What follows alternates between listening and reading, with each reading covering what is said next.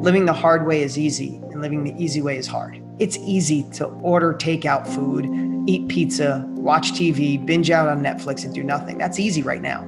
It's hard when you're 50 or 60 and you have diabetes or you're overweight or you feel sick and you have illness. It's hard to sit and have a real in-depth relationship with your significant other and listen more even when you're busy and put your phone down and pay attention.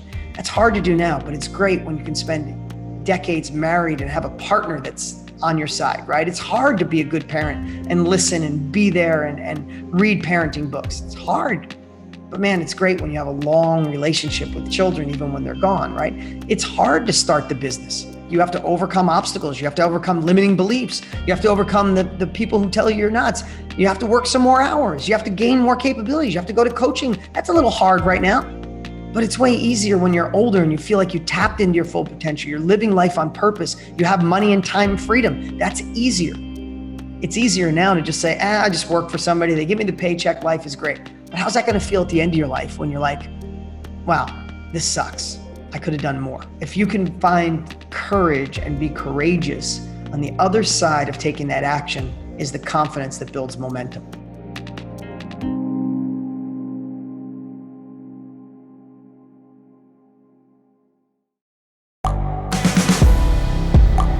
The world is changing.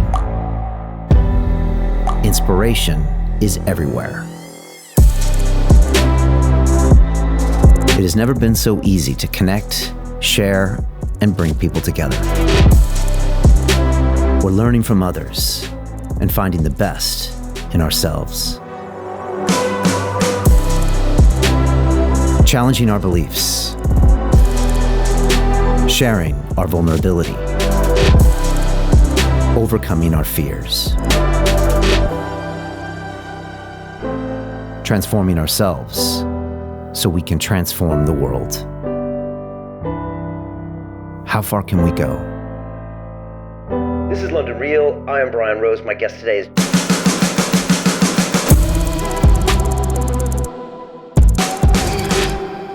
This is London Real. I am Brian Rose. My guest today is Dean Graziosi, the American entrepreneur, author, investor, and educator. You are a pioneer of online learning, and for the past 20 years have been at the forefront of self-education, empowering those who seek to improve themselves outside of the traditional institutions. You recently partnered with Tony Robbins to create the Knowledge Business Blueprint, launching with the largest online training in history, topping over 200,000 people attending live. You've written 5 books, selling over 1 million copies combined, including Millionaire Success Habits, which outlines easy to implement routines to create wealth and success. Dean, welcome to London Real. Brian, great to be here, man. Great to be here. Hey man, it's great to have you. I've been following your work for a long time. Tons to talk about today. I want to talk about the Knowledge Business Blueprint and Tony Robbins and your book. But I wanted to start with mindset. I've been running the London Real Academy here for about 5.5 years. We graduated just over 5,000 students. And one thing we spend a lot of time on in the first couple weeks of our 8-week courses is mindset. And I watched an interview where you said something that really stuck with me, and it was this. I'm going to quote you if that's okay. You said, quote, you could literally give someone a business on selling $20 bills for $5 and they would screw it up because of their beliefs.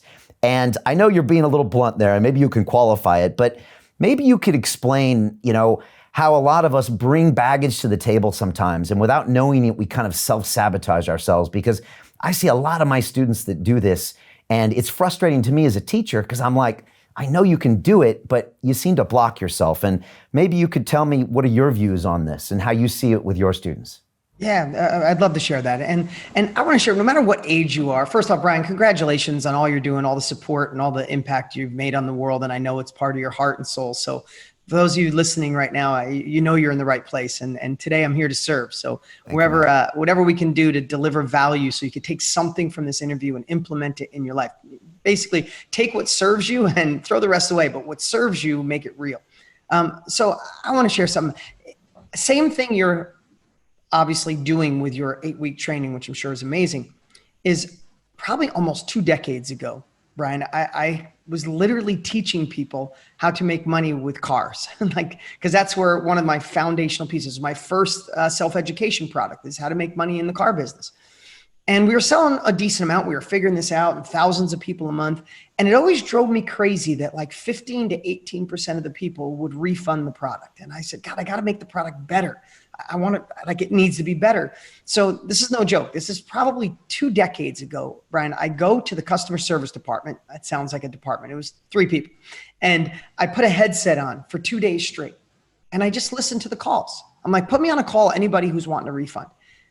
And it had nothing to do. They didn't say, this product stinks, cars don't work, money's not coming in. It was like, my husband thinks I'm crazy for doing this. Or I don't live in an area where people want to buy used cars. Like there was every excuse possible except for the course stunk or it didn't work. It was the beliefs they had. It was the mindset they had. And this is, probably 15 years ago, I decided to write a book called Totally Fulfilled.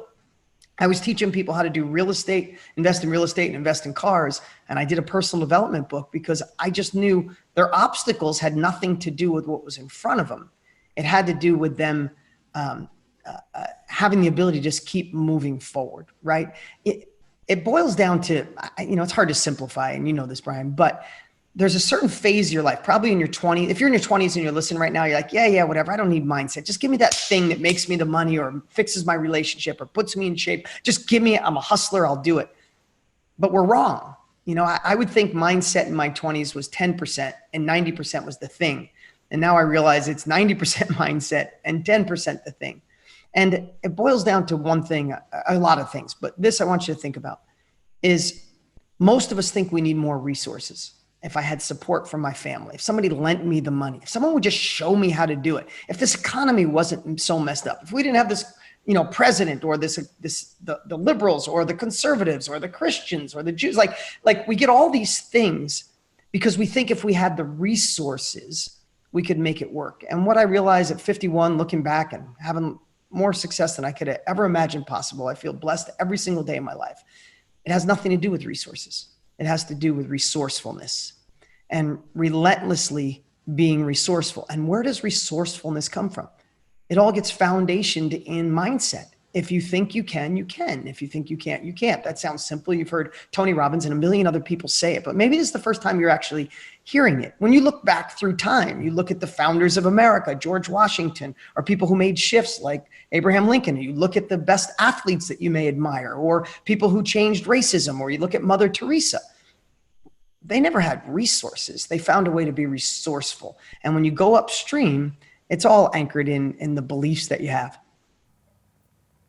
That's like a really deep point that you make there. And so I guess the next question people are thinking, Dean, is, okay, how do I get myself out of that mindset that maybe is failing me and make myself more resourceful? Yeah, no, it's the obvious and great question. And I don't want to, listen, everybody listening right now, you might think, oh, Dean, you're doing well now. That's easy for you to do. But just please know, wherever you are, whether you're doing amazing and you're ready to scale, whether COVID and all this craziness has shifted and transitioned your life, or you're having a really tough time and your back's against the wall, I want you to know I can speak from a place that I've been in all of them.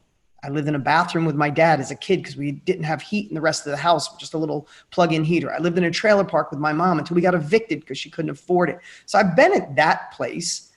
And I've also been at the place of envy where I saw that my friends going to college and I couldn't afford it, didn't think I was smart enough. Like, wow, they're going to have a great life and I'm not. I'm going to be stuck here working on cars, smelling paint fumes every day. But then I also found a way to shift my beliefs. And I'll tell you how I did it in a moment here, to where I knew there was more for me, where I knew I had more potential, that I was judging myself and other people were judging me with an outdated scorecard. I had dyslexia. I wasn't that book smart. But man, I could watch somebody do something and do it. I could fail fast, get back up, shake it off and keep going. I could find a way to be confident when other people were scared. And that's all I needed. Like those little things with a shift in a mindset allowed me to get those first sales and get to $100,000 a year, $100,000 a quarter, $100,000 a week, $100,000 a day, $100,000 before lunch. Like I've been through all those phases. So no, as I say this, I'm not sitting up on the golden hill going, you guys with that bad mindset, you should come up here. It's wonderful and beautiful. I've been in the trenches and know that I could go all over the place, but know that I used to think the little things were important, but the little things are everything.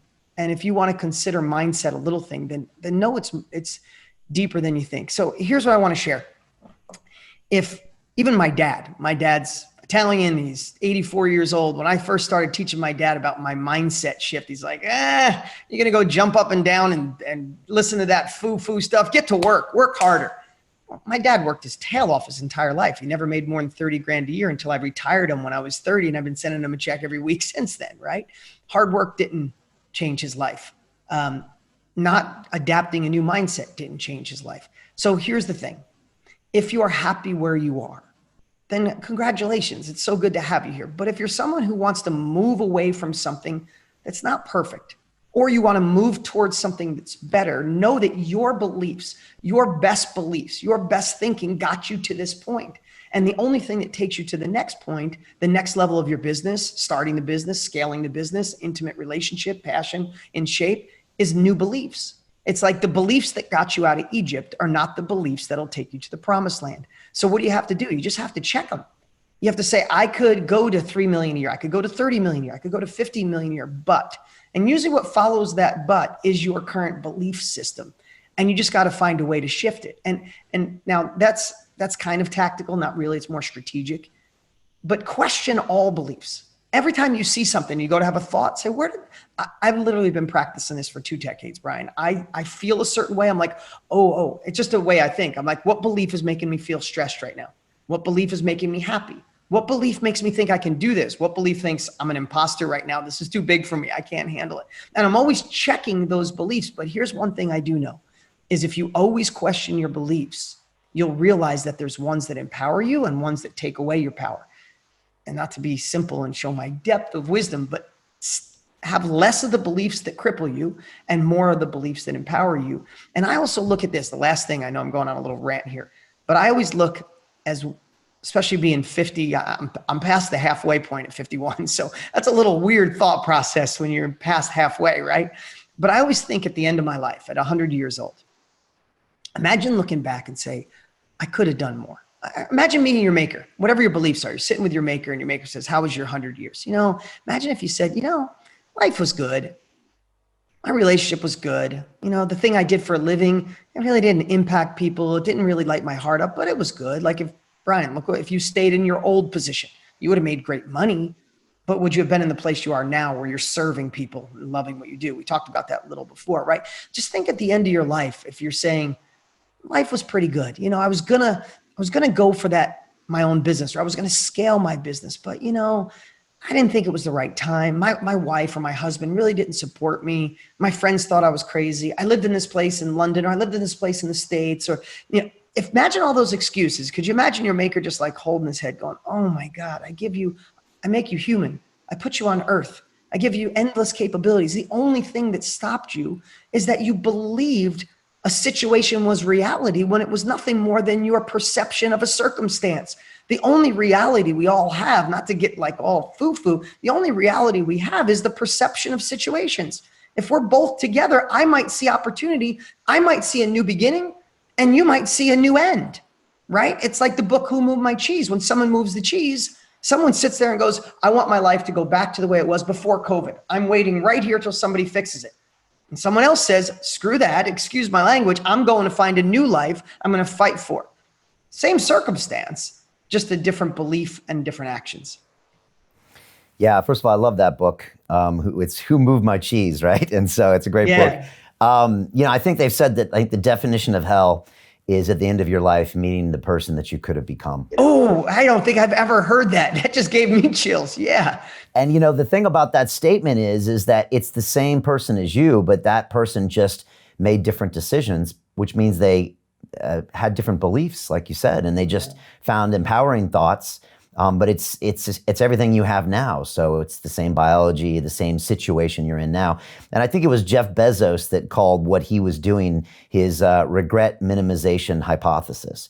And that's why he went, and he was working at a company called D.E. Shaw in New York City. I think I interviewed there or sent him a resume when I was trying to get to Wall Street. He was doing well there. They were like a algorithmic trading firm. And he packed it all up and drove his, car out to Seattle to set up Amazon because he knew he couldn't live with himself unless he really went for it. And of course, now in retrospect, it looks like a great decision. But still, I think I see what you're saying there. I've got a mentor who constantly pushes me, Dean. I think I have the meanest mentor on the planet. It's a long story. He called himself the $1 trillion man. He has a castle in Scotland. He yells a lot. But he gets so angry when I'm not going to my potential because I think he sees me wasting my life and my chance on this earth to go big. And I think you're right. I think we're all given this beautiful gift and we have to try to make the most of it, right? Yeah. And I mean, here's the thing. I love what you just said. And I know we're all afraid. I'm still afraid as I go to different levels. Tony Robbins and I partnered up 25 years ago. Tony is one of the guys that inspired me to get into my mindset when I bought a course off an infomercial, right? And now he's my partner. We're already partnered on 2 companies. We're right now merging another company together. There's still times where I feel like I'm an imposter and can I really handle this? I think those feelings are they're just innate. Like I tell people sometimes I feel like I was born a pessimist. I've been fighting my whole life to be an optimist. My brain wants to default on what could go wrong, but I've been through it enough and we're similar in age. I've been through it enough to know that my next level always lives on the other side of the thing I'm afraid of, the thing I fear. So I have to step up. And listen, here's the thing you guys got to realize. There's no one path to move forward. We must move forward. We know that. We need next level thinking. We have to take next level actions. And that's the only way to next level results. That's why I love that. I don't know in depth what you do, but having an 8-week training, I think that's what you said. That's giving people next level thinking, encouraging them to take next level actions so they can get those next level results. Here's what I know. I don't like to fail. I don't like to be scared. I don't like to have anxiety. I don't like to have stress. I mean, not to get too personal, I hated that for my kids that I went through a divorce, 5 years ago, started the process. I hated it. I was scared to death because I was a product of divorce and my parents hated each other and fought nonstop. And I was projecting all that on my kids. I just thought it was going to be chaos. I was afraid of it and I kept looking away until I finally said, our next level, my ex, me, my children, there's another level on the other side of this. I need to face this. I need to not avoid it, not look away. I need to look into it, focus on solutions and focus on using compassion and empathy, but power to get it done. Now, fast forward, my ex is the happiest she's ever been. My kids are blooming. They're on fire. I'm a better man, Brian. I'll just be completely honest. I learned how to become a better version of me. I made just as many mistakes as she did. It wasn't her. It was a combo. But that made me a better man on the other side of what I fear the most. And I'm a better father. I'm a better leader to my team. And I'm an incredible husband to my wife. We've been together heading on 4 years, and we fall in love more every single day. We just had a baby. She wants 3 more, and I'm ready to go for it. It never would have happened unless I got that belief of I'm going to screw up everybody. And I found a new belief that I can make this right. I don't care how other people handle divorce. I don't care how other people co-parent. I don't care how other people just go from relationship to relationship. I'm doing it different. And I went and found, and here's one last thing. I don't want to beat up on beliefs, guys. We have lots to talk about. But here's one thing that has always helped me. I go find someone that has done what I want to do, whether that's online, whether that's a video or in person, and I rob their belief. I found a friend of mine who went through a divorce, who his ex comes over for Christmas. He got remarried. He had new kids. The kids all hang out together. The families hang out together. They just traveled to Italy 6 months ago together as a family. Her with her new family and husband, him with his new family, and they got together. They had dinner every night. They stayed in the same hotel room, different rooms, but stayed in the same hotel. I just focused on him. I didn't focus on my 20 other friends that hate their ex and say that woman robbed my money or that man's no good. I didn't listen to any of them. I didn't believe any of them. When my friends said, oh my God, you're being too generous. Screw you, excuse my language, but you don't have what I want. And I just found people who did. And it's like, that's all I stared at. I don't want to oversimplify it, but that's one of the hacks I use.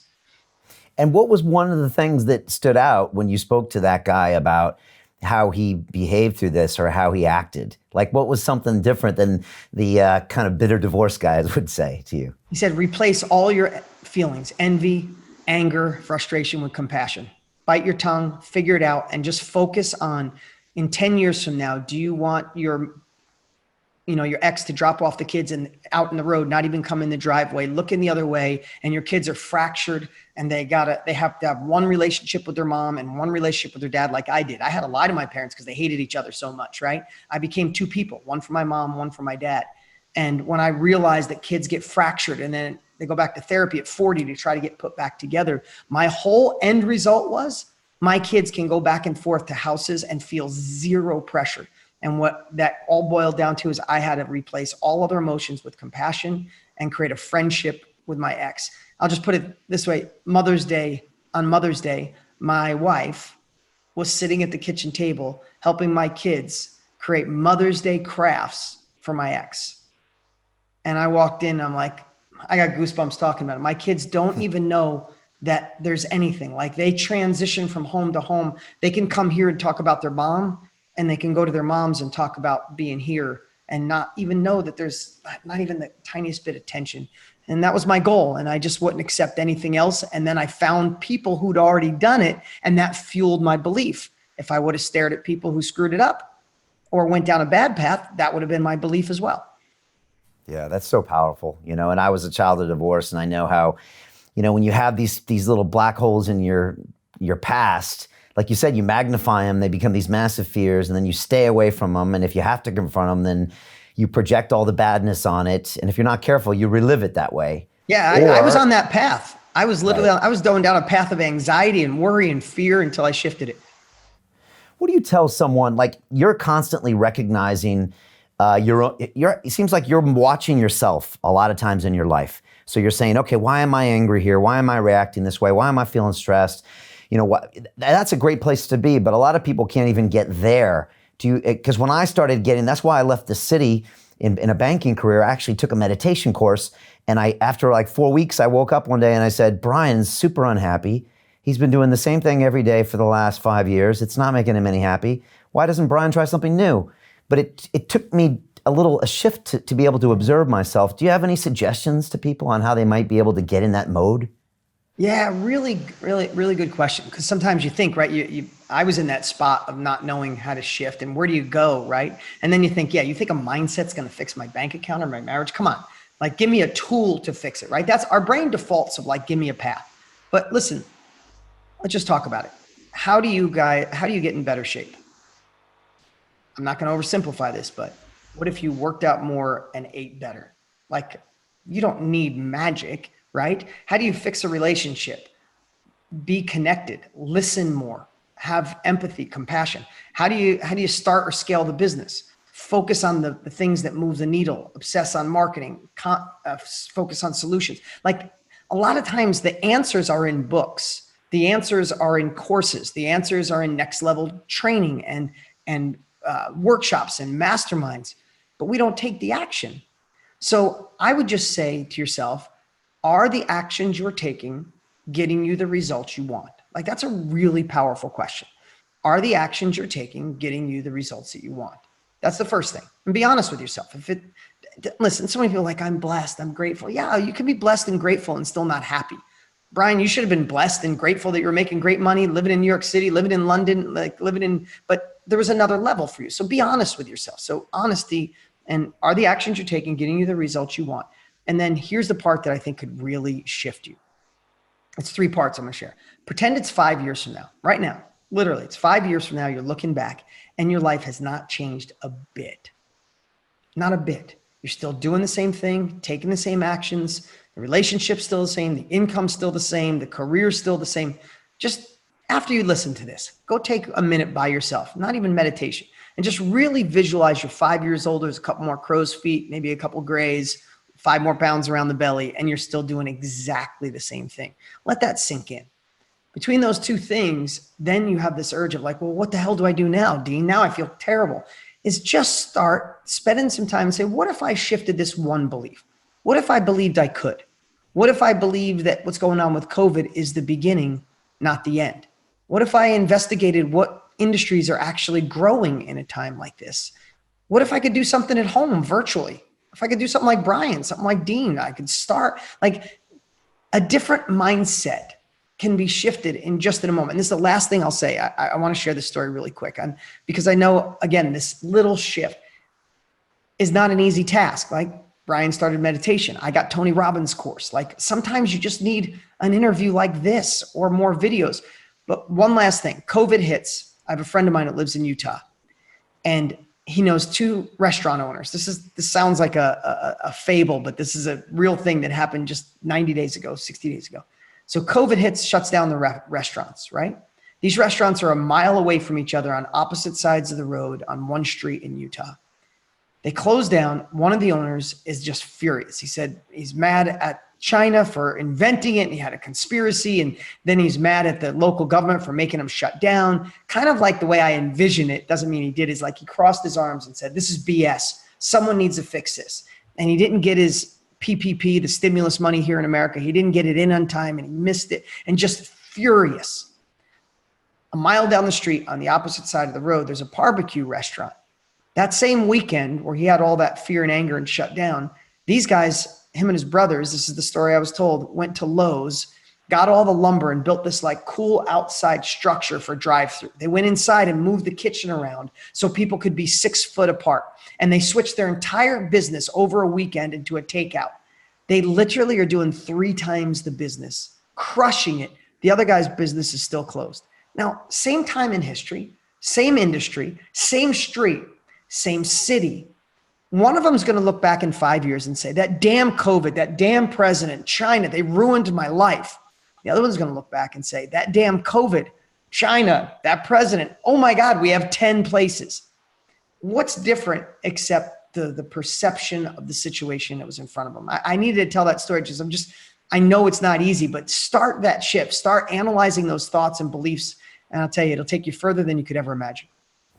Yeah, it's such a powerful story, and I'm really glad you told that fable because I was looking for a great one out there that has the kind of the 2 brothers, like you said. This is something I decided consciously in March. It was like, I'm going to expand and not contract here. I'm going to try to find opportunities and try to deliver value to all of our people here, to try to get them information.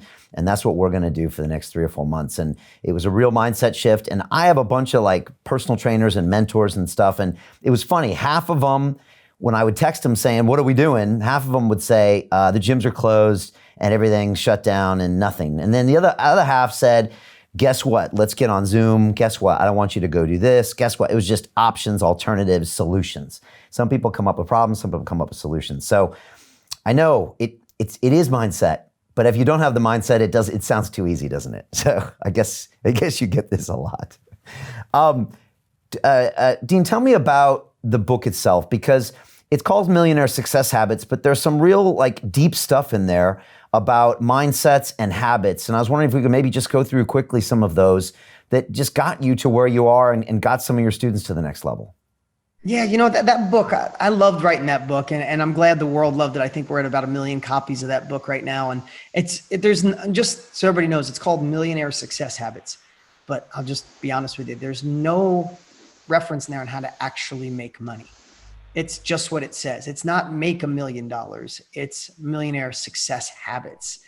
And that's the part that, I took a risk. I had friends tell me like, oh, dude, don't write a book with the word habits in it. Nobody wants to change their habits. And I'm like, yeah, but that's what people need. So what I want you to think about before I share is, I tell you, I'm going to say one more story. I'm sorry, I got to. This is one Tony always talks about when he does a health day at one of his events. He said, a doctor pulls up to a stream, and all these people are coming down the stream, floating and drowning. And this doctor, he's meant to serve. That's his life. And he's going out in the stream and he's pulling people out. And he makes a phone call, and 10 more doctors come, and they're all going out in the stream. Thinking, look at all these people in this water drowning. We got to save them. And they're stressing. And then like the 11th doctor comes, and he sees what's going on, and he walks back to his car, and the guy goes, how dare you? How could you go back to your car? We need help. And he said, I'm going to drive upstream and see who's throwing these people in and stop it. And it's like, whoa, like, okay, like I get it. And that's really the whole premise of Millionaire Success Habits is I want to go upstream. I don't give you a magical money machine. There's no way to get rich overnight in that book, but I'm going to help you build a foundation where you could just apply it to any area of your life and create these. Remember I said the little things are the big things. The little things are everything. Right? I know this sounds simple. I'm just picking one. There's so many great things. I love that book. But I have trained my brain to be solution oriented, solution focused. If you're successful, Brian, anybody listening, if you're successful, if you're listening to this podcast right now, I have no doubts that you already do this. right? There's some people that focus on why it went wrong, whose fault it is, how could this happen to me? And they get stuck.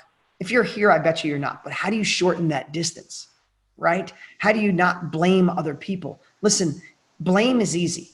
And there's lots of people to blame. But what if you just took complete ownership of your life? You took complete ownership of every situation. What if everything that went sideways, the carpet getting pulled out, COVID, things going wrong, what if it was complete? What if you just had the mindset? I'm not saying you're going to be here today, but what if you had the mindset that all of that was absolutely designed for you at this time in history? And when those happen, instead of their brain going back on who, why, how's this going to hurt me? What's going to happen in the future?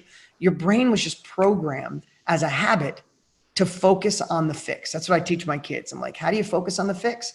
It happened. You spilt the milk. You can complain about it, or you go get a towel and a new glass of milk, right? I don't want to oversimplify it. As simple as that does, I know that that allows me to go in a boardroom with 10 people that I feel are smarter, been in business longer, and they're all talking about the crap, the thing that went wrong. And I can walk in and 1,000%, 100% of my focus is how to fix this. I don't care whose fault it is. I don't care who messed up. I don't care if it's like, what does that matter if it doesn't fix it? So again, I'm not trying to oversimplify, but they're the type of habits that have allowed me to get here. And that's what I teach in Millionaire Success Habits. All right. And there's a whole list of them in there. You got 13 habits, and it's all about mindset and behaviors. And those little things you do every day really add up. Is that right? They do. They do. And listen, they really add up. So as simple as a morning routine. I'm not going to go deep in a morning routine, but I have a quick one. I don't have a long, I wish I could say that I got up and I meditated and did everything perfect. I don't. But here's what I know. There's two different morning routines I have. One screws up my day and I play defense all day. And one empowers me to play offense. And that's how I label it, is defense and offense. How I would play defense all day is I'd wake up, roll over and grab my phone, check my text messages, check my emails first. One of them might not be perfect. Deal didn't go through. The thing didn't happen. Oh my God, I got an action to take. And it immediately puts my mind in, oh, I got to fix this. And I'm on defense. And it happens all day. On the other side, the little things that add up to the big things. If I wake up in the morning and ignore my phone, and the first thought in my head is something with gratitude. Heck, even if you just wake up, right? 150,000 people die a day. You wake up and go, wow, I'm here to live another day, to fight the good fight, right? Or you pray if you have faith. Or you read 2 sentences out of a book that's empowering you right now. Or just be grateful you woke up next to somebody, or you woke up and the sheets feel good, or it's a beautiful day out, or it's a rainy day. I like to hack my brain into gratitude with just a couple sentences, not a half-hour meditation. And then there's 2 things I do. I think of a win I had the day before, because as all of us who are fighting for another level, we tend to think about the things we missed, not the things we have achieved. So I want to train my brain to go, no, yesterday you were pretty badass, Dean. You closed that deal. You got it done. You spent quality time with your son. Your daughter looked at you in a way you still have a great connection. Your wife knows you love her, right? I think about an accomplishment, a win from the day before. Then I think of a win I want to accomplish that day. Now, that's all takes moments. But I have to tell you, if I do that and then I get up and then I have a routine, I like to, I go I feel like I feed my mind, then I feed my body. I do lemon and a green drink and a green powder, a little apple cider vinegar. I drink that and then I go move. I go exercise. I go to the gym, or I take a walk, or I take a run. If I do that, Brian, my day is set up for strength. I feel like bring it. I got it. And then I'm proactive. If I wake up and I look at my phone and I walk out in the living room, I'm like, oh man, I got to get this done. Let me make that call. Oh crap. Oh, this is going to be a heavy day. I have 2 completely different days. One is a state of mind of accomplishment, get it done, steamroll over anything in my way. One is like, I hope it doesn't get worse. So again, these are little tiny things. You're like, oh, that's going to make me wealthy. Kinda. That's going to make me happier. Yes. Right. Yeah, and success. I think even Tony Robbins once said that in the short term we're hard on ourselves, and in the long term we don't see how much we've done. And so if you have these daily habits and you really stack them up over months and years, it's incredible what you can accomplish. It really is, and I think we forget that sometimes. Yeah, true story. And they do build up. They are cumulative, right? They stack up. And I love the saying, I learned this from a guy named David Kekich. He was in a wheelchair. He got hit by a car running, and paralyzed from the neck down, and just such a positive guy. And he had these little Kekage credos. I met him and he literally handed me, it was like the size of a business card, Brian, but it unfolded like a Christmas card, like 3 feet long, right? And it had all these little credos. And one of them was, living the hard way is easy and living the easy way is hard. And it really just hit me. I always think about that. Like, it's easy to order takeout food, eat pizza, watch TV, binge out on Netflix and do nothing. That's easy right now.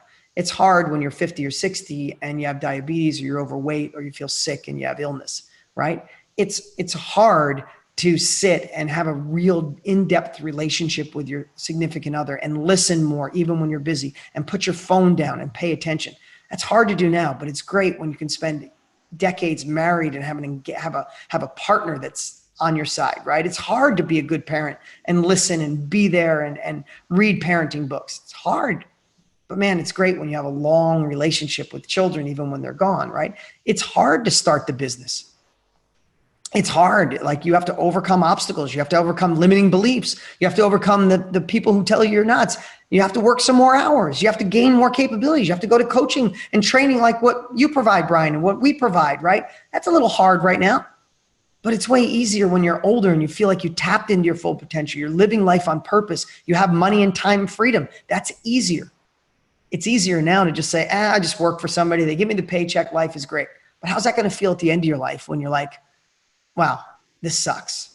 I could have done more, right? So just remember that today. If you remember anything from this, I hope you remember a lot, but living the hard way now makes for an easier life down the road, no matter that's your health, your love, your being a parent, the income, the career, the passions that you have. Yeah, I love that concept. You have a phrase that you use called protect your confidence. And I thought it was really interesting hearing you talk about that. What does that mean? And how important is confidence for you and for everybody? Yeah, so my morning routine that I shared is to help protect my confidence. Think about this. If you're listening right now. Have you ever done anything good in your life when your confidence is down? Do you ask for the date? Do you start the business? Do you get the sale if you're in sales? Have you ever done a sale in your life when your confidence is down, right? Have you ever persuaded your children to make a better decision when your confidence is down? Nothing. You don't do anything good in your life when you have lack of confidence. And confidence is like, it doesn't have to be 100% to zero. Like, if your confidence is at 90%, you play small, you hesitate, you don't go after the business, you don't go after the relationship, you don't go after the raise. Like, you just don't. You play small and go, you know what? I should be happy. The hell with that. You shouldn't be happy. You should actually be happy.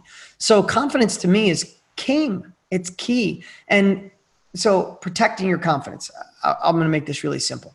Again, this is going to show my depth of wisdom. Now, there are things in your life that take away your confidence. And there's things in your life that build your confidence. So here's this magic. Ready? The things that take away your confidence, do less of those. The things that empower your confidence, do more of those. Silly analogy. I know I wrote this in my book, but when's the last time anybody listening watched the news and you got done and go, wow, I feel amazing. I feel more confident. You watch the news, it's like the world's going to hell in a handbasket, right? So I don't watch the news. I haven't in over a decade, right? That robs my confidence. So I'm not doing it. There's people in your life who may be, well-mannered and love you and care about you. But when you talk to them, you doubt yourself, you doubt your dreams because they tell you what's wrong, what's not going to work, and stop, it's time to get real. I avoid those people in my life. They're gone. And if it's a family member, I found a way to put Teflon on, because there's never a time that I've talked to someone like that where I gain confidence. I lose it. For me, when I work on my weaknesses, Brian, I lose confidence. I don't want to work on things that I suck at. I want to empower the things I'm good at. So I don't work on anything I'm bad at. So if those three things, and there's more in your life, if they take your confidence away, then don't do them. Find a way to avoid them. When I have a conversation like this with you, Brian, when I'm watching inspirational or listening to inspirational or motivation or personal growth, when I'm working with my team, when I'm around my family and I feel this love, when I work on serving other people and helping solve big problems, man, my confidence grows and I feel like I can attack anything. When I do my morning routines, when I focus on solutions, when I question my beliefs, all of those things build confidence in me. So do more of those and do less of these, because with confidence, it is the launching pad to doing more. And one last piece I'll say about this is, a lot of times people think that if you do the right things, confidence will just happen. And there's one more thing before confidence that really can empower you to move you forward, and that's courage. Courage isn't taking action in the absence of fear. Courage is taking the action even though the fear is there. And if you can find courage and be courageous, on the other side of taking that action is the confidence that builds momentum. Yeah, that's powerful stuff. We have a graveyard right next to our studio here. It's kind of a London thing. There's graveyards everywhere. And if you come see us, I'll take you a walk through it. But it's on the way to the gym for me.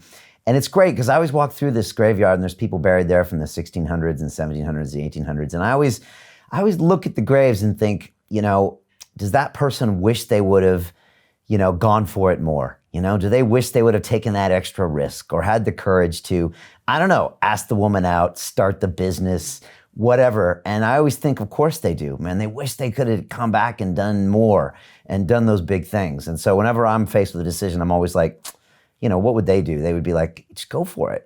This is the time to get that courage. So for me, that helps sometimes. Dean, tell me about education, because, if you look at your CV, you're the last guy you would think would be talking about education. You didn't go to college. You briefly talked about your upbringing. Maybe you can talk about it now, but, you grew up in a family with not many resources, with very severe limiting mindsets. You were kind of locked into a career in auto repair that you thought you could easily be at right now. How did that shift happen, and how did you get passionate about education? Because that's what you do now on a mass scale.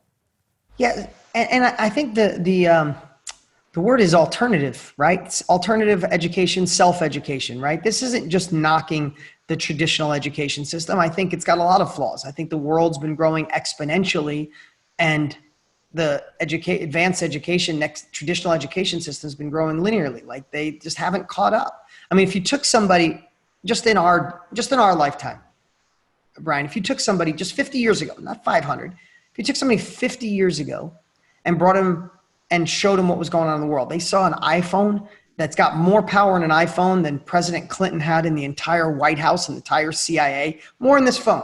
They'd be like, oh my God, it's got Google, it's got maps, take pictures, video, answer every question. Oh my God.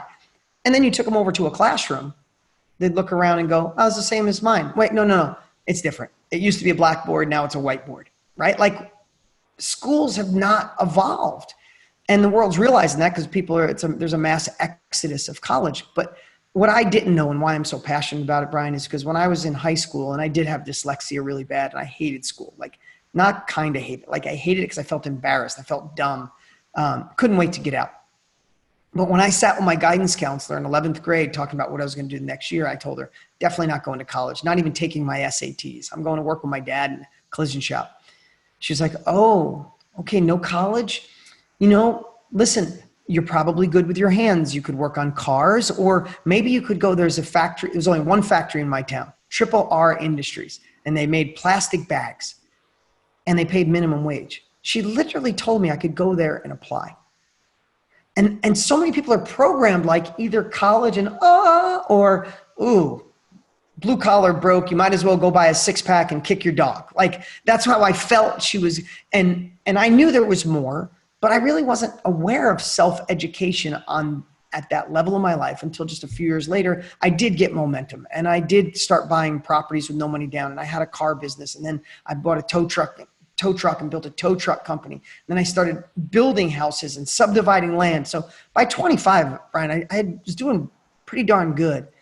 But then something fundamentally shifted my life. I saw Tony Robbins on an infomercial. I paid money, and he sent me knowledge. And I'm not kidding you. My dad was like, are you crazy? You gave a guy $300 to talk to you? Oh, get your money back.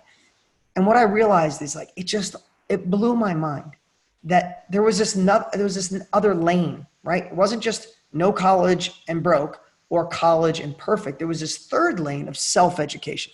Honestly, Tony blew me away. All the things that I felt, he affirmed. And then he introduced me to Wayne Dyer and Dale Carnegie and Earl Nightingale and Napoleon Hill and Jim Rohn. And all of a sudden I was like, oh my God. And my momentum, it went straight up. My life fundamentally shifted. And within 2 years, because there was no internet back then, I did an infomercial on my first product on teaching people how to make money with cars. And then I did a product on how to make money in real estate, because by then I'd become a millionaire with real estate. And I wanted to teach people. And it was just like, it was two things. Self-education saved my life. And then I got in an industry that was just like, I get to do this for a living, and I got completely hooked. And that's been my, it's been 24 years I've been in this space. And now I'm at a point where I want to teach others. I'm pushing other people. Like, you have knowledge in your head. You have experiences, life experiences that could save somebody from struggle. So I push everybody, extract what you know and share it. Look, this is what we do. We're in the self-education industry. People can start off. To continue watching the rest of the episode for free, visit our website, londonreal.tv, or click the link in the description below.